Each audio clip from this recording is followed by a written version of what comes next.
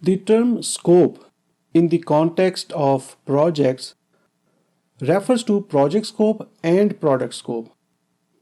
There is some difference between these two types.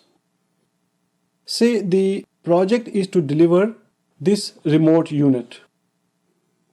The features, functions, what are these buttons for, where each button should be, all of this is product scope.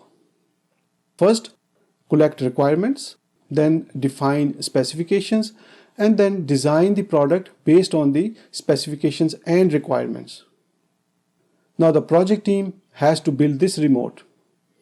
They will define the work that will be done to build the product, which is this remote. They will lay out a plan where the work will start, how it will be tracked against time and cost and quality, and how and when it will be tested and delivered. This is project scope. The term project scope is sometimes considered to include the product scope. After all, what is the project work for? Build the product. So it is better to clarify if this ever comes up in discussions. Later, the product will be developed and then tested.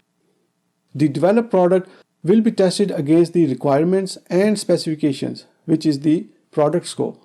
However, the project scope will be measured against the project management plan because it is the plan that says what work will be done and when and how it will be done. Many times, stakeholders do not know the difference between the two. For example, a stakeholder might say, I need the rechargeable remote in 30 days.